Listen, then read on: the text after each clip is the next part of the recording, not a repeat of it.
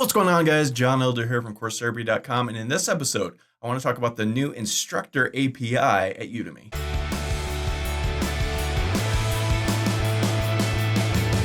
All right, welcome to the Daily Udemy Income Report, the show where I talk about making money on Udemy, walk you through what's working for me, and show you how to do the same thing.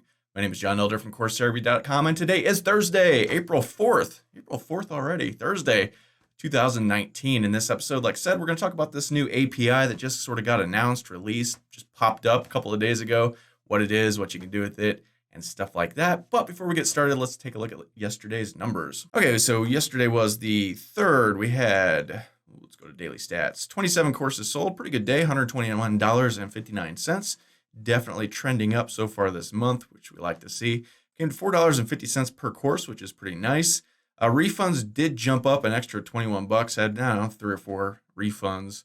They were random, different people, so no big deal. Reviews, 6. We'll take a look at those in just a second. So month to date, total income $262.60.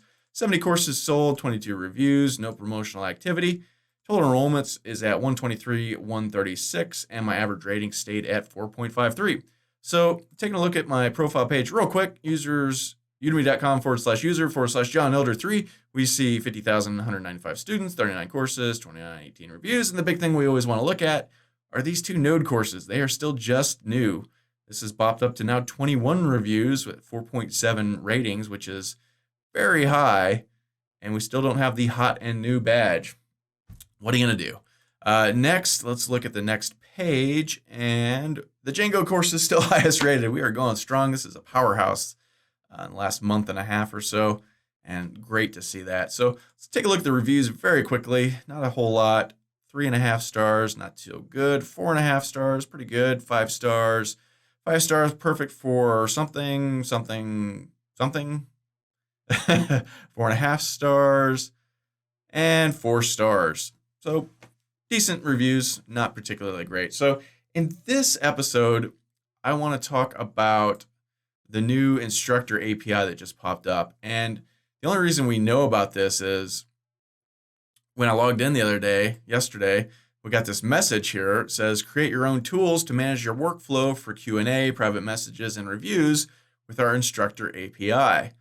So what is that? Well, we click on this link. It goes to udemy.com/developers/instructor. And here we have information about an API. An API is something programmers use, coders, to connect to something behind the scenes. So, every day we log into our instructor dashboard and we read the stats, and maybe somebody's asked a question, so we click on communication and we come over here, and this thing's kind of clunky and it doesn't work that well, and it's, doesn't always fit on the screen, and it's, since they redesigned it, it's been kind of a pain. And I think in response to that, I'm just guessing, they've announced this API. They're like, well, if you don't like it, change it. You can do whatever you want. So if you're a programmer, you can connect to this thing programmatically with an app that you build yourself any way you want, and you can collect information, and you can pull reports. You can even do things. You can communicate with students. You can, I think, delete things, add things. You can do all kinds of stuff using this API. So it says over the last few years, we noticed instructors that have been sort of hacking around with this somehow on their own. They figured out what the API was, which you can do if you know what you're doing, and they've built their own tools. So it looks like Udemy has now just said, okay, well, people are doing this anyway. We're just going to release this, make it public, and give some documentation. So here's all the documentation you need if you're a coder and you want to do this. To get started, you have to actually sign up. You have to get a secret token. That's common for APIs. It allows them to track who's using the API, and it allows them also to throttle your usage if you're using it too much, which I'll talk about in just a second. Well, I'll just talk about it now. They're saying they're going to throttle the usage as a whole to 100 requests per 10 seconds. So if you're making a little app just for yourself, there's no way you're going to make 100 requests every 10 seconds, so you'll probably be fine there. So let's see. Look at this. Looking through here. Several functionalities. It's organized around REST. If you're a programmer, you know what that is. Predictable, blah, blah, blah.